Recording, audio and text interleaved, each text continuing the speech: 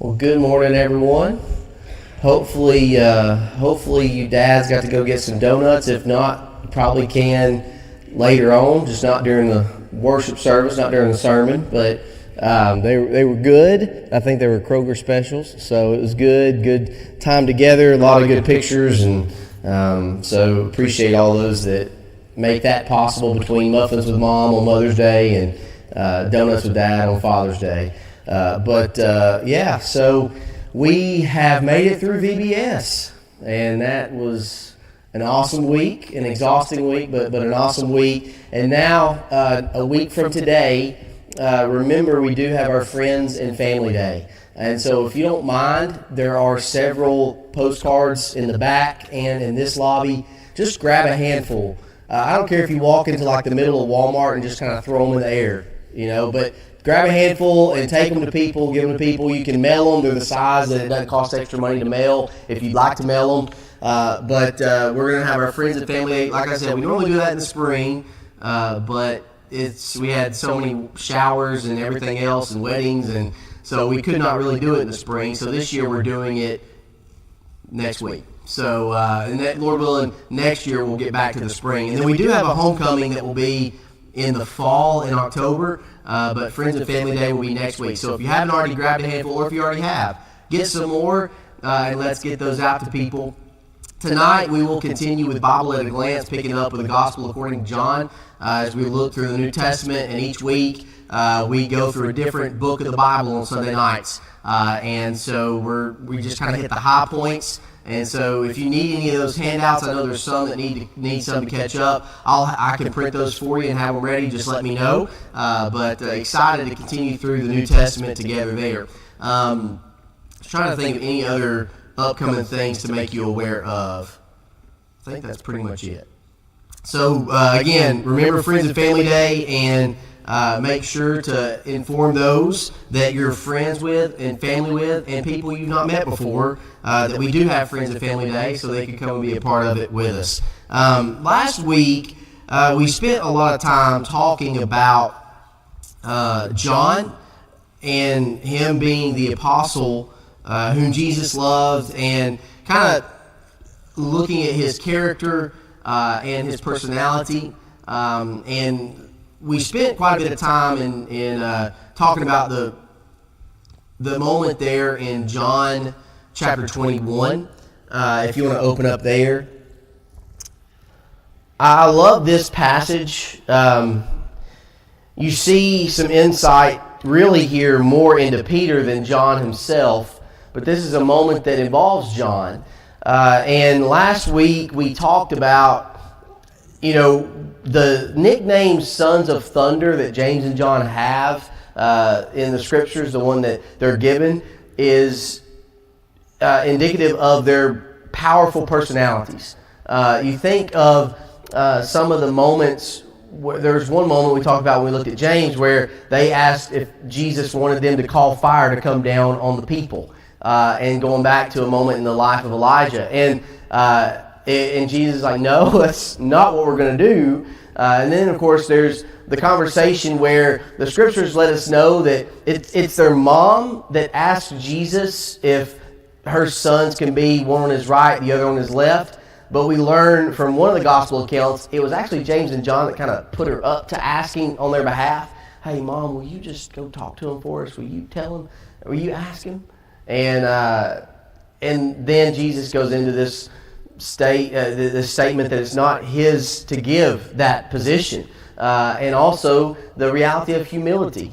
It's interesting that they followed this humble Savior so much and saw him in this ministry where he's constantly serving others, and yet they still struggled at times with the humility aspect of it all. And so we kind of see that there. Now, we were talking about learning last week, and I think we kind of ended on looking at he learned the balance of love and truth. That was one of the things we hit. And that's the thing about all of these apostles. They all had to learn. They weren't ready just yet when they were first chosen. So Jesus is going through his ministry. He's healing the sick. He's teaching those that need to learn about the kingdom and that need to turn to God. And along the way, he's also taking these 12 that he's chosen and he's training them to be ready for when he's no longer physically on this earth. And so you see Peter, who has these qualities that we talked about that are good qualities, but they also can result in having moments where you put your foot in your mouth, right? The apostle with a foot-shaped mouth, as he's sometimes called. And so Peter, with those qualities, Jesus is kind of helping him grow and mature, so those qualities are not the things that happen in a negative way anymore, but rather they can be used positively. And the same is true with all the apostles. They've got to grow and mature. They're not just there already. And so you read through the ministry and you see these conversations Jesus has where he's saying things and then they just don't get it. They misunderstand. Maybe he's talking about something spiritual and they are trying to bring it back into the physical. Just like Nicodemus in John 3, not understanding the birth, the second birth, and going back into your mother's womb, you can't do that. And Jesus is like, it's not that. It's born of water and the Spirit. And so the apostles struggled with that too. They weren't perfect people. They were just ordinary people. And they had to grow and mature. And so along the way, this half of the Sons of Thunder, John, he learned the balance of love and truth. John's love for the truth is evident in all of his writings. When you look at just the gospel, according to John, he uses the word for truth 25 times in his gospel. And then if you go to the epistles that he wrote, 1st, 2nd, 3rd John, he uses the word 20 more times in the epistles. So between John and 1st, 2nd, 3rd John, you have about 45 times or so that he uses the word truth. And he wrote in 3rd John verse 4, I have no greater joy than to hear that my children walk in truth. So he found joy in knowing that those that he cared for and tried to help and teach, that they were walking in the truth. Paul writes similar things about some of the churches that he writes his letters to, about how he's encouraged to know their fight for the truth, their walk in the truth, their defending of it, their love for each other. And he writes these encouraging little notes within the letters. But John makes that statement in 3rd John verse 4. But this zeal for the truth, sometimes in his younger years, it was kind of lacking in love and compassion for people. He needed to learn that there's a balance between the two. You've got some today that are in a camp of all truth and don't care if love is involved at all. Then you have others that are on the flip side of that coin, and it's all love. And it doesn't matter about the truth because God is love. And that's kind of their approach. And both are wrong. Ephesus, if you go with me to Revelation 2 for a moment. I know I had you turn to John 21. We'll come back there. But let's look at Revelation 2.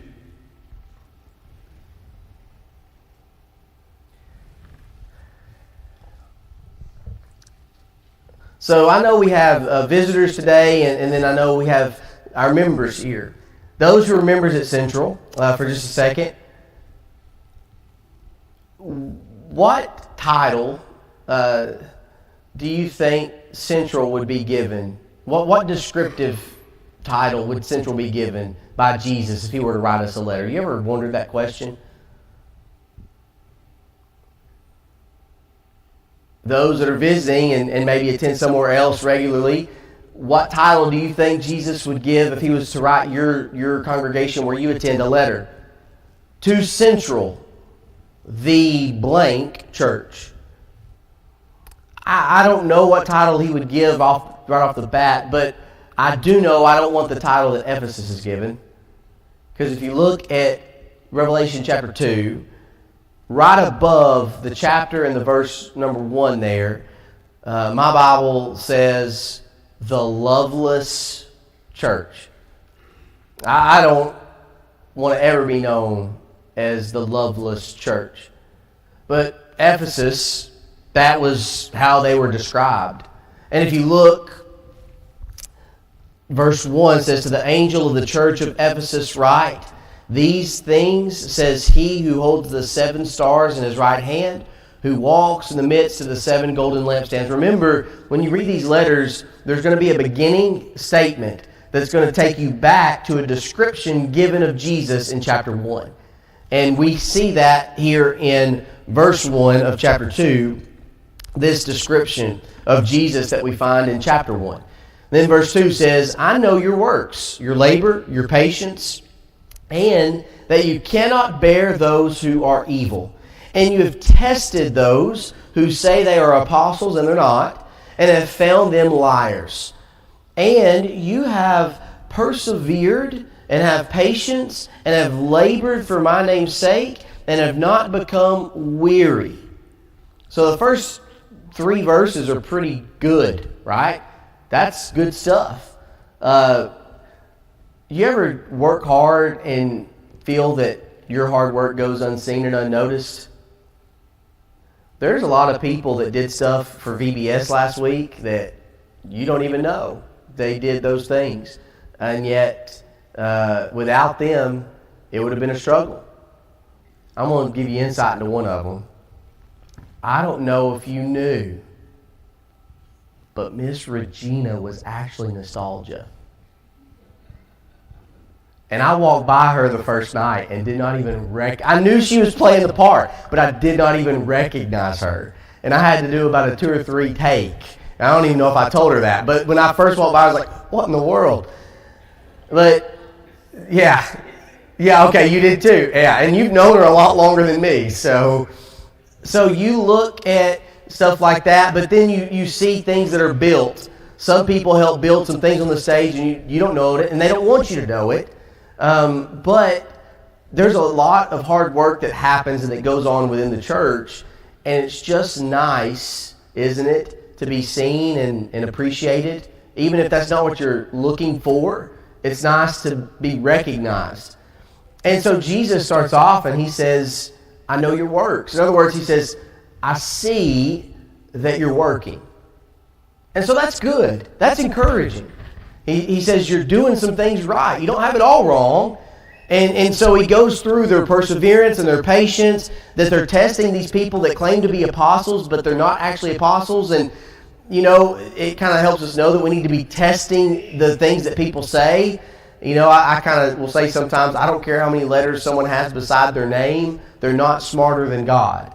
And so we don't need to listen to someone because they have so many degrees or titles or whatever, just because they have those degrees and titles. At the end of the day, God is the one, his thoughts are a lot higher than ours, his ways are higher than ours. He is obviously omnipotent, omniscient, and omnipresent. And we are none of those things. And so when you look at this beginning to the letter, they got the truth part right. Wait, what did you say? No, that's not right. They understood that part of it. And that's good. That's good stuff.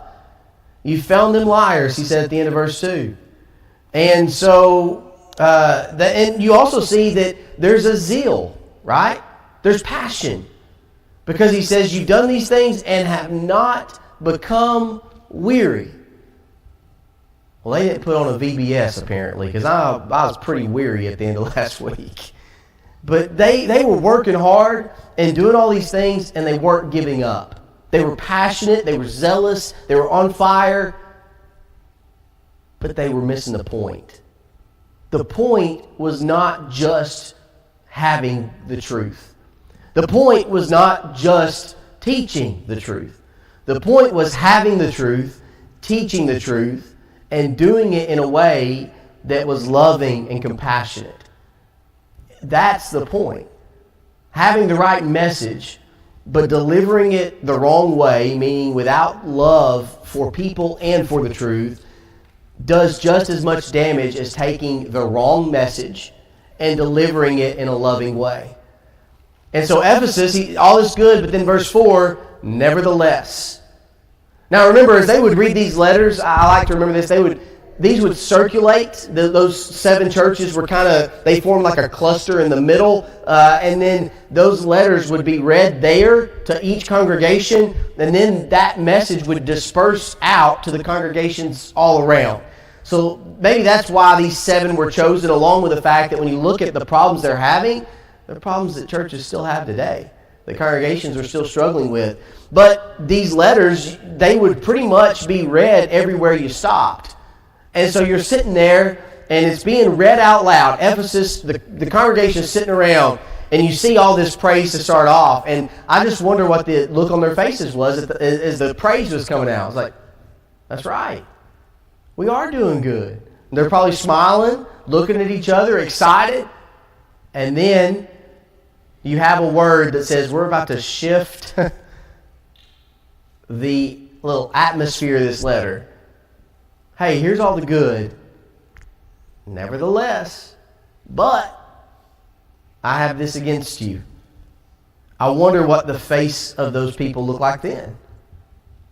Hey, here's all the good. Yeah, but nevertheless. Whoa, hold on. No, just go back to the good. He says, I have this against you, that you have left your first love. Now, they obviously didn't leave the church, right? Because they were defending truth, they were teaching it, they were pointing out those that were apostles or were claiming to be apostles and weren't. So they didn't leave their first love in the sense that they left the church. They didn't leave the truth.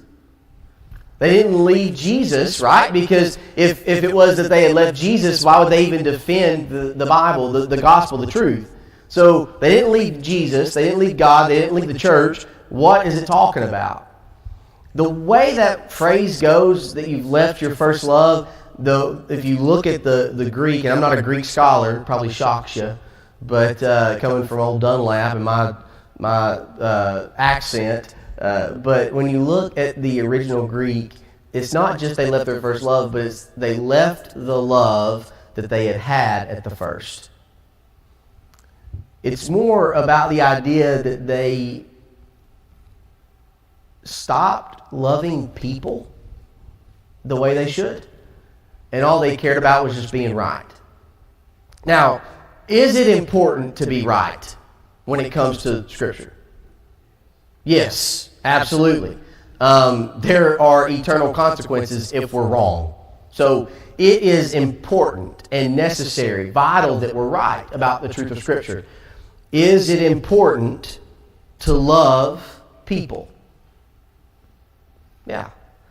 And so, but I think it was Terry that pointed out last week, you look at these moments where, Paul called Peter out to his face, had to have a hard conversation. You look at Stephen's preaching in Acts 7, and he said some things pretty bluntly and straightforward.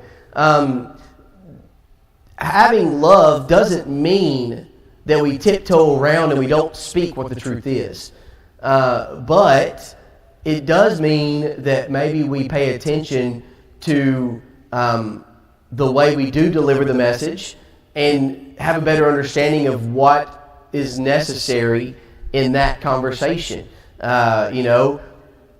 Especially when you invest in people, you can maybe be harsher sometimes. When I say harsher, I just mean you can be a little more blunt than you might be with someone you just met for the first time who's asking you a question. But love and truth, Ephesus, and it's interesting when you get to the end of Ephesians, Paul talks to them about this issue. And then they end up having this problem in Revelation 2 in the letter here. Jesus says you need to fix that. You need to remember that. Sherry?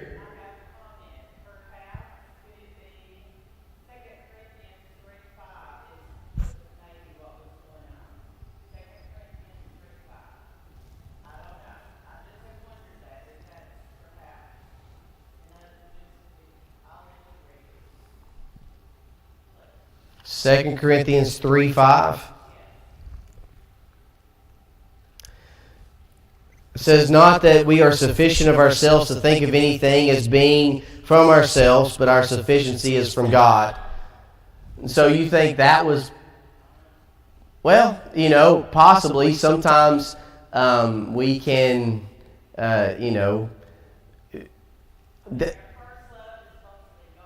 right. Yeah, well, and that's what I'm saying. You get caught up in just wanting to be right in a conversation, in an argument, and then,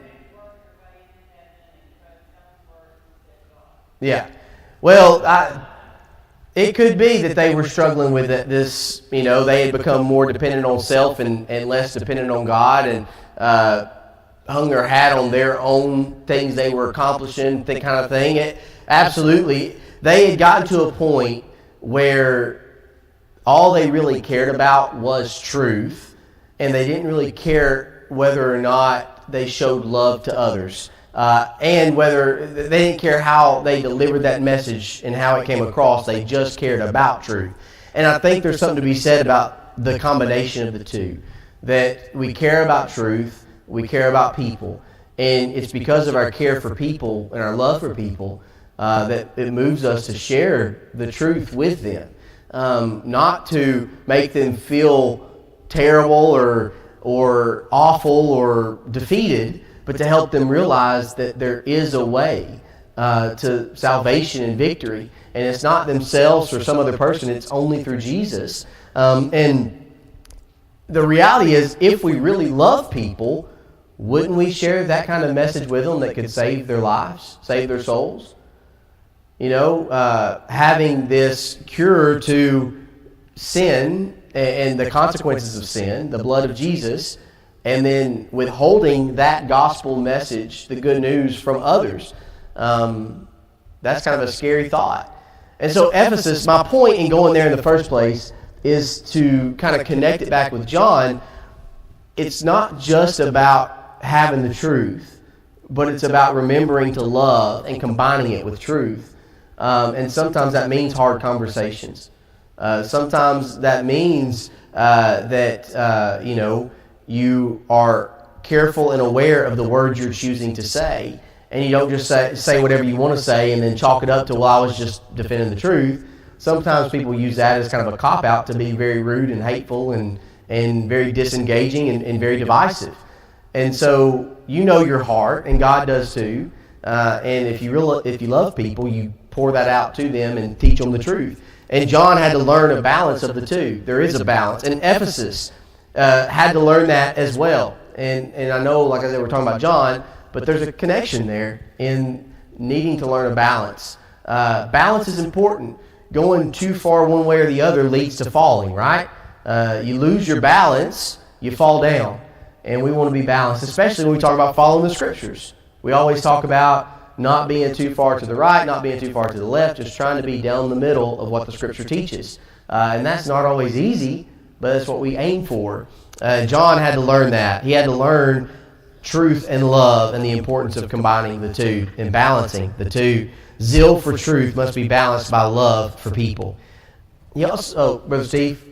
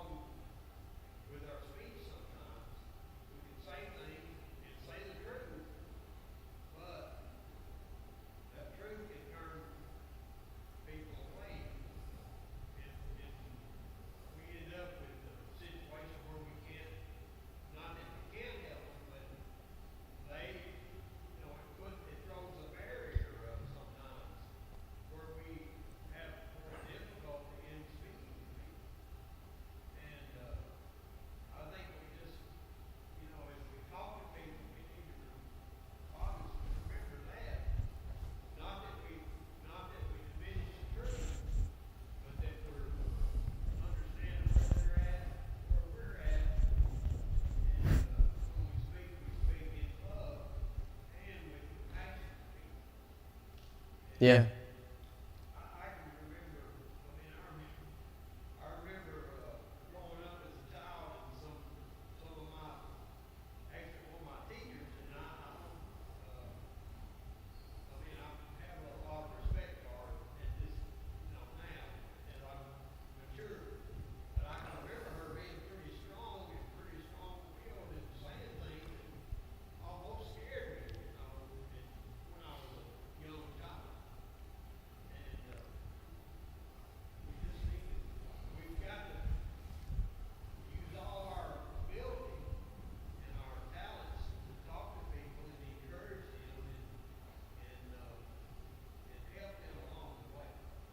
Yeah.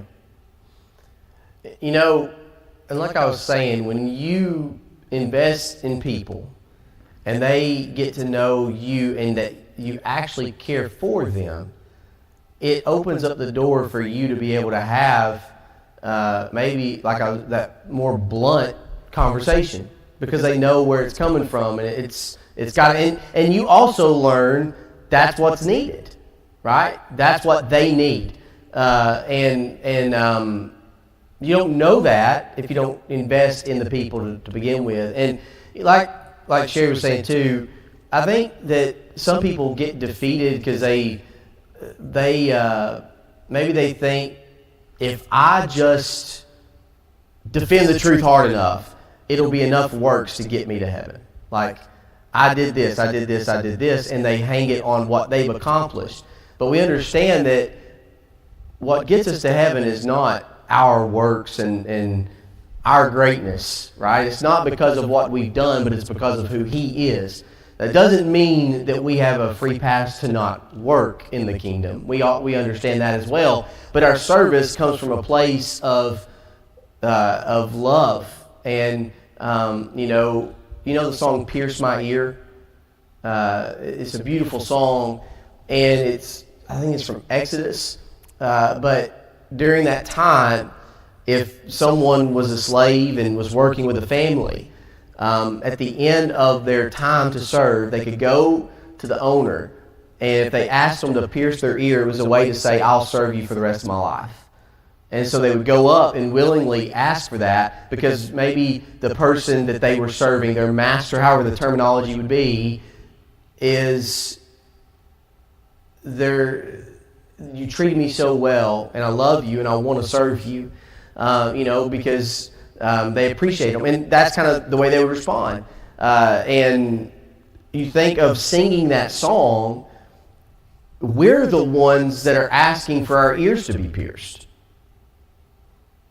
And it's an expression of, I love you so much, I want to dedicate my life to serving you. You've done this for me, I want to give you my life. And sometimes we can sing songs and not really think about what we're singing. But we serve because we've been saved. But we're not trying to earn our way because we don't earn it. Jesus died to purchase it for us. But that doesn't mean we don't do anything and we just coast through life because Jesus took care of it, right? And maybe that's part of what they're dealing with here is in Ephesus they're like, hey, defend the truth, do this, and you can get real just zoned in on if we're doing enough works, maybe we'll get ourselves there.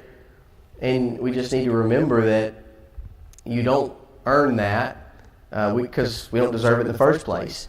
And so don't lose yourself in just doing work, but make sure that you remember the love we're supposed to have at the first. A love for God, a love for ourselves, a love for people, a love for the bride of Christ, His church, and allow that to be combined with love for the truth and the truth itself, and watch God give the increase, as Paul describes it there. And so I appreciate y'all sharing those things. Oh, Brother Terry, you want to say something as well?